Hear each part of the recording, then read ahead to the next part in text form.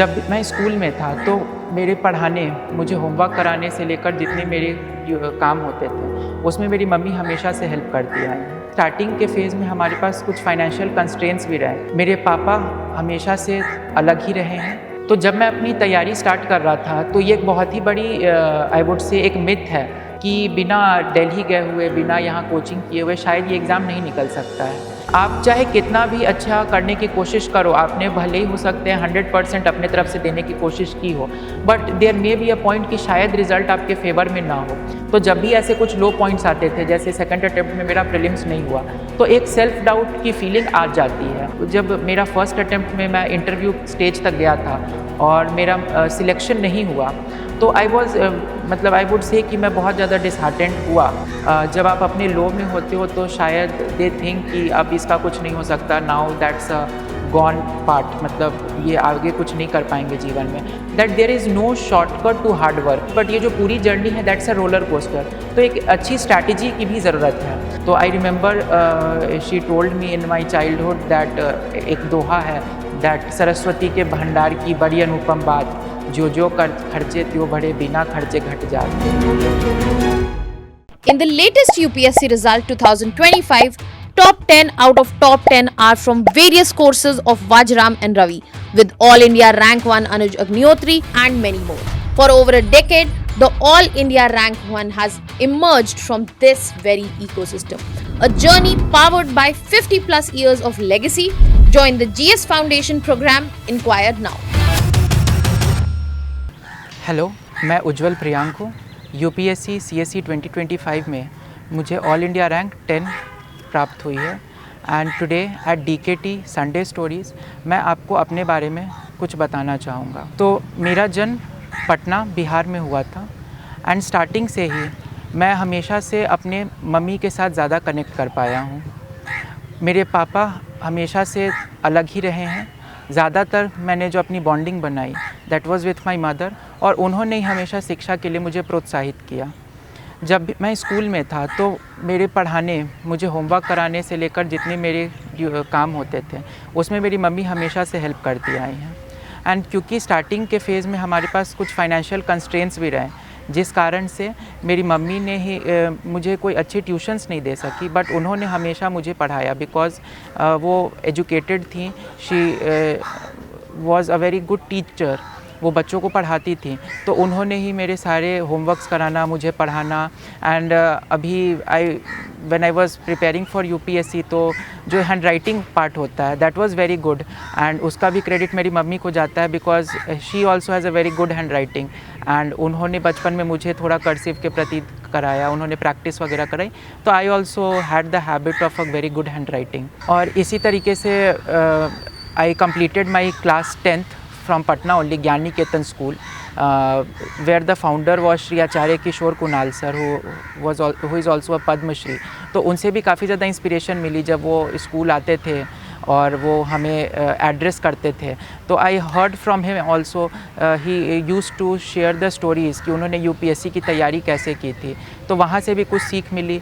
मेरी मम्मी ने, मेरी नानी ने, मेरे नाना जी ने हमेशा मुझसे प्रोत्साहित किया कि ये एक एग्ज़ाम है जो शायद एक व्यक्ति की ज़िंदगी बदल सकता है, क्योंकि इससे नहीं सिर्फ एक व्यक्ति के पास पावर मिलती है, बट इसके through I can reach out to people, और जिन लोगों को ज़रूरत है मैं उनके प्रति भी अपनी सेवा कर सकता हूँ।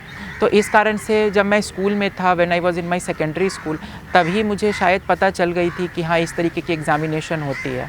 उसके बाद जब मैं अपने 11th-12th में आ गया तो उस वक्त थोड़ी बहुत दिक्कत होती थी, क्योंकि मैथ्स वगैरह में मुझे समझने में कुछ टॉपिक्स के लिए हेल्प चाहिए होती थी।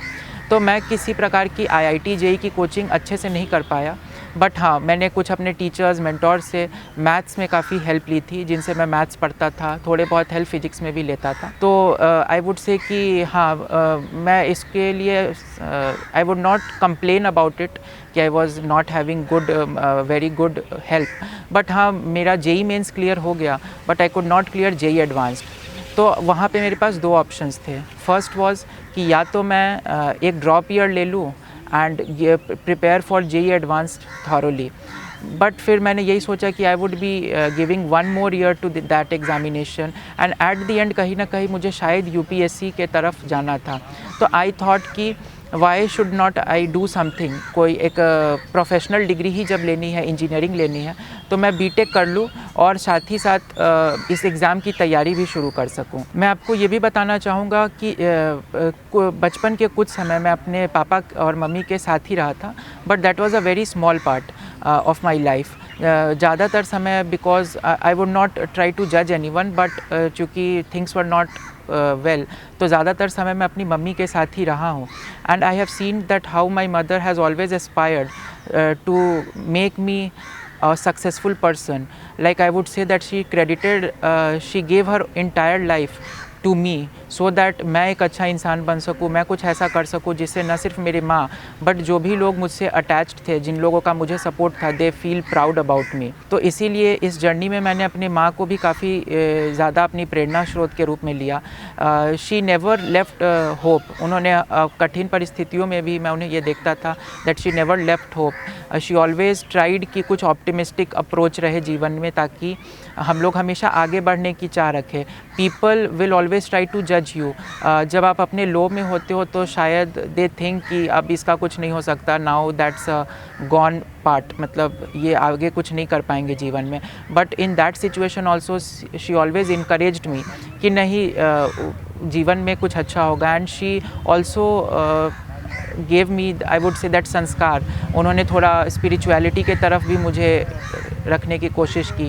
एंड उस हिसाब से जब हम लोगों को कभी भी डीमोटिवेटेड या फिर डिसहार्टेंड फील होता था, तो we used to pray to God.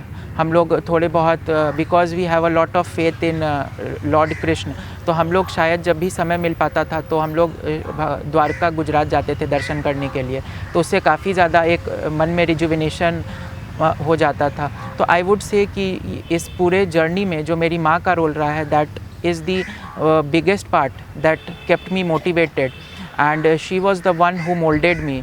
I would say कि शी इज़ माई फर्स्ट गुरु, जिन्होंने मुझे बचपन में पढ़ाया, मुझे हर तरीके से गाइड किया that how we need to move ahead in life. मैं ये भी बताना चाहूँगा कि मेरी माँ स्टार्टिंग में जब मैं बचपन में था तो उन्होंने कुछ दिनों स्कूल में भी पढ़ाया था, बट उनके मन में हमेशा ये रहता था कि मैं बाकी बच्चों को तो हेल्प कर रही हूँ, बट चूँकि मैं घर पे रहता था मैं अपनी नानी माँ के साथ, तो उसके लिए भी उन्होंने वो जॉब को छोड़ दिया ताकि वो मुझ पर ज़्यादा फोकस कर सके। She used to teach children, और कहीं वहीं ना वहीं से मुझे थोड़ा एक प्रेरणा मिली कि I also started teaching in my college days.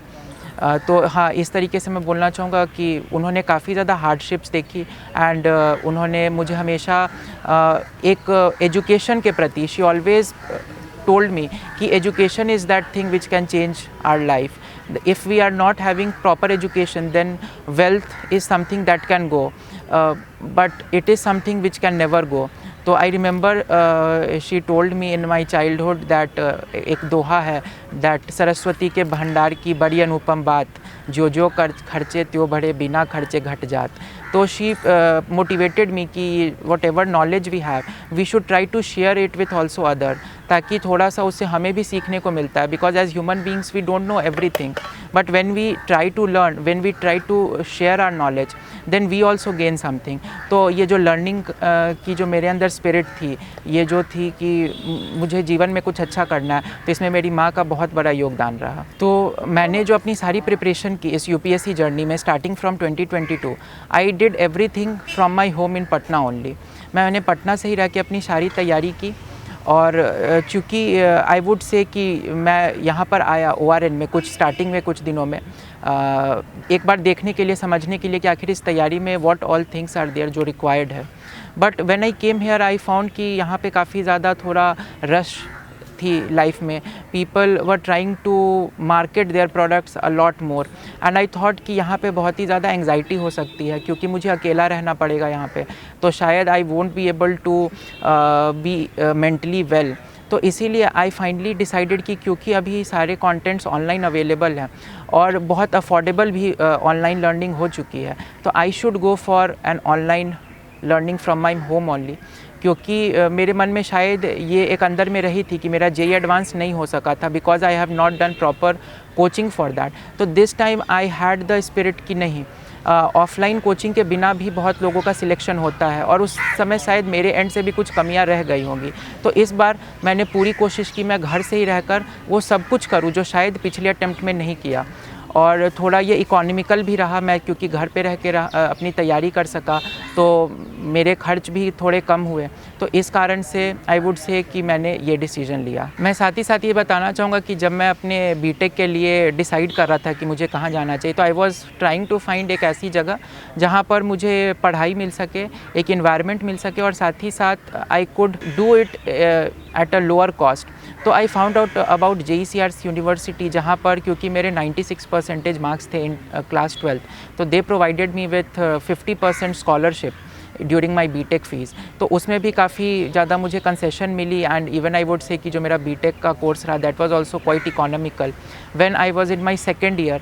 तो with God's grace and I would say मुझे अपॉर्चुनिटी मिली टू टीच एट एडटेक। तो I started at Merit Nation, जहाँ पे मैं ऑनलाइन बच्चों को डाउट सॉल्विंग करता था, उनके डाउट्स लेता था, उनको हेल्प करता था। It was like an online tutoring session. उसके बाद I gradually moved to Embibe which was an edtech company. It was a huge opportunity. वहाँ पे I was involve with their animation team, जहाँ पे मैं उनको कंटेंट प्रोवाइड कर रहा था, उनको स्क्रिप्ट लिख कर दे रहा था। तो that help me a lot. I could earn a money, जिस कारण मैं थोड़ा इकोनॉमिकली हम स्टेबल हो सके। वी अर्न मनी और फिर आई वुड से कि मेरे माइंड में हमेशा से एक रहा था कि मेरी माँ को हमारे पास एक अपना खुद का घर होना चाहिए।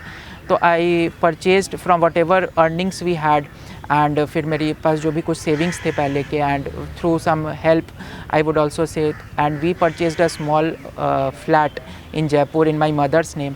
तो that was also a very happy moment for me कि whatever I had done in my life I tried to contribute it towards the person, my mother, who has helped me reach that point in my life। तो जब मैं अपनी तैयारी start कर रहा था तो ये एक बहुत ही बड़ी आई वुड से एक मिथ है जो कि UPSC एस्पिरेंट्स के पास होती है एंड इवन ऑल जो पीपल होते हैं इन योर नेबरहुड या फिर सभी लोग, they always tend to tell कि बिना दिल्ली गए हुए, बिना यहाँ कोचिंग किए हुए शायद ये एग्ज़ाम नहीं निकल सकता है। एंड इससे थोड़ा बहुत एक माइंड में फियर भी हो जाती है कि क्या पता नहीं मेरा हो पाएगा, because at the end you are competing with the best minds in India. तो मेरे अंदर हमेशा से ये एक फीलिंग रही कि नहीं, क्योंकि मैं थोड़े बहुत वीडियोस देखता था। I use to hear to I took a lot of help from YouTube. तो वहाँ पे टॉपर्स टॉक्स अवेलेबल थे, कुछ मेंटोर्स भी वहाँ पे गाइड करते थे थ्रू देयर ऑनलाइन इनिशिएटिव्स। तो मैंने ये चीज़ पकड़ ली कि हाँ, इस एग्ज़ाम में प्रैक्टिस की बहुत ज़रूरत होगी, बट जो बेसिक्स है there is no shortcut to it, वो बेसिक्स खुद ही करने पड़ेंगे। तो इसीलिए मेरे मन में एक कामनेस आ गई कि नहीं, मैं खुद से भी यदि घर पे तैयारी करूँगा, मैं अपने बेसिक्स को स्ट्रॉन्ग करूँगा और प्रैक्टिस तो करनी ही पड़ेगी। तो प्रैक्टिस के लिए चूँकि मैंने कुछ टेस्ट सीरीज़ लिए थे, तो इस हिसाब से मैंने अपनी तैयारी रखी। एक फ़ियर ऑफ मिसिंग आउट की भी आजकल काफ़ी ज़्यादा बात होती है, दैट बिकॉज बहुत ज़्यादा कंटेंट है मार्केट में, we need to figure out कि क्या पढ़ना है और क्या नहीं पढ़ना है। तो उसके लिए मैंने हमेशा अपने कंटेंट को, अपने सोर्सेज को लिमिटेड रखने की कोशिश की, क्योंकि there are a lot of initiatives from various platforms and they tend to provide similar kind of information to the students. तो मैं हर इन्फॉर्मेशन, हर वीडियो, हर प्लेटफॉर्म के पीछे नहीं भागता था। मैंने अपने सोर्सेज को काफ़ी हद तक लिमिटेड रखा। मैंने हमेशा खुद पे विश्वास रखा, क्योंकि मैं बताया कि मुझे भगवान कृष्ण पर और राधा रानी, भगवान द्वारकाधीश पे बहुत विश्वास था। तो जब भी ऐसे कुछ लो पॉइंट्स आते थे, जैसे सेकंड अटेम्प्ट में मेरा प्रीलिम्स नहीं हुआ, तो एक सेल्फ डाउट की फीलिंग आ जाती है कि क्या पता हो पाएगा या नहीं हो पाएगा। तो ऐसे केसेस में मैं बहुत ही ज़्यादा अपने आप पर बिलीफ रखता था, थोड़े बहुत भगवान के नेम को चैंट करता था, थोड़ी मेडिटेशन करता था, थोड़े बहुत प्रेयर्स करता था, जिस कारण मुझे कॉन्फिडेंस होती थी। और जब भी, क्योंकि ये पूरी की पूरी प्रोसेस जो है, इसमें आपको खुद को रिफ़ाइन करना है। We start somewhere from very scratch, हमें कुछ नहीं पता होता है, but when we appear for interview और when we are appearing for exam, उस समय तक हम लोग बहुत सारी चीज़ें एक्यूमुलेट कर लेते हैं। तो yes, there is hard work involve in this entire process, but मैं यही कहना चाहूँगा कि सिर्फ़ और सिर्फ किताबों में रहने से भी हमारे मेंटल वेलबींग पे काफ़ी असर पड़ता है। तो इसलिए मैं जैसे दिन में 7-8 घंटे पढ़ता था, तो क्योंकि बिकॉज़ जहाँ पे मैं रहता था, मैंने बहुत सारे plants, flowers, I love them, मतलब flowers, I am very fond of flowers. तो we have planted a lot of plants on our terrace, जहाँ पे हम लोग रहते हैं। तो वहाँ पे मैं शाम को जाता था, आधे घंटे 1 घंटे के लिए, फ्रेश एयर होती थी वहाँ पे, थोड़ा उनको पानी डालना, थोड़े फ्लावर्स की केयरिंग करना, तो इनसे भी थोड़ा माइंड रिजुविनेट हो जाता था। तो इस तरीके से मैंने मेंटल वेलबींग को भी बैलेंस किया और साथ ही साथ पढ़ाई तो इस पूरे जर्नी का एक इंटीग्रल पार्ट रहा है। साथ ही साथ फेलियर्स एंड सेटबैक्स जो है इस इंटायर जर्नी का एक पार्ट है। आप चाहे कितना भी अच्छा करने की कोशिश करो, आपने भले ही हो सकते हैं 100% अपने तरफ से देने की कोशिश की हो, but there may be a point कि शायद रिज़ल्ट आपके फेवर में ना हो, because I have heard from people कि इसमें थोड़े बहुत लक का भी रोल रहता है। तो इसीलिए जब मेरा फर्स्ट अटेम्प्ट में मैं इंटरव्यू स्टेज तक गया था और मेरा सिलेक्शन नहीं हुआ, तो आई वॉज़ मतलब आई वुड से कि मैं बहुत ज़्यादा डिसहार्टेंड हुआ।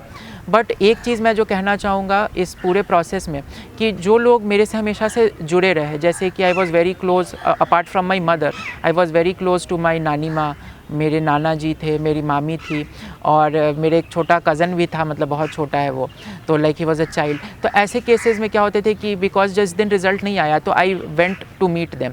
अब जब हम छोटे बच्चों के साथ होते हैं तो शायद एक अंदर से फीलिंग भी होती है, उनको देखकर थोड़ा मन आई वुड से बहल जाता है। और साथ ही साथ आई वुड से कि जब मेरा रिज़ल्ट नहीं आया बैक टू बैक 2024 में जो फाइनल रिज़ल्ट आया वो भी नहीं हुआ, फिर प्रीलिम्स भी नहीं हुआ आफ्टर 2 मंथ्स, तो मैं ये कहूँगा कि मैंने अपने आप को इमोशनली स्टेबल रखने की काफ़ी ज़्यादा कोशिश की। जब रिज़ल्ट आया था तो लाइक मेरी मम्मी कह भी रही थी कि you feel like very normal, तुम रो क्यों नहीं, मतलब कि बिकॉज शी हैज़ हर्ड कि नहीं होता है तो लोग मतलब यस रोते भी हैं। बट मैं यही कहना चाहूँगा कि शायद मैं लोगों के सामने कभी ये नहीं करने की कोशिश की कि I am crying so that they don't try to जज मी। बट हाँ, जब रिज़ल्ट आया फाइनल डे पे तो उस रात that all emotions came out, मतलब उस रात भी मैं थोड़ा, मतलब वो जो पूरी जर्नी में जो इमोशंस कलेक्ट हुए थे वो उस दिन इट केम आउट। तो इस तरीके से मतलब मैंने अपने आप को काफ़ी स्टेबल रखने की कोशिश की, लोगों से, मतलब जो लोग मेरे से अटैच्ड थे उनके साथ अपनी बातों को शेयर किया। मैं इस पूरे जर्नी में मम्मी से अपनी सारी बातों को शेयर करता था, जैसे कुछ current affairs, I started newspaper, तो वहाँ पे भी मैं थोड़ी बहुत चीज़ें डिस्कस कर लेता था अपनी मम्मी से कि अच्छा, मतलब मम्मी को भी थोड़ा न्यूज़ वगैरह पढ़ती थी, तो जैसे यूएस में ऐसा हो रहा है, इंटरनेशनल अफेयर्स थोड़ा हो गए, थोड़े जो हेडलाइंस वगैरह आ रहे हैं, एसआईआर वगैरह चल रहा है, तो ये सारे जो जनरल टॉपिक्स होते थे, बिकॉज मेरी मम्मी भी इन चीज़ों को फॉलो कर रही थी तो उनसे मैं डिस्कस करता था, तो इस तरीके से वो चीज़ें भी थोड़ी दिमाग में इम्बाइब्ड हो जाती थी। तो इस तरीके से मैंने अपने आप को इस पूरे जर्नी में एंग्जाइटी को कम करने की हमेशा कोशिश की। कमिंग टू द पार्ट कि हाँ, ये मेरी जर्नी जो 3.5 साल की रही and after that I could achieve rank 10, तो इसके पीछे मेरे काफ़ी सालों की आई वुड से डेडिकेशन रही, मेरी मम्मी का जो इंटायर पेशेंस एंड परसिवरेंस था ये रहा।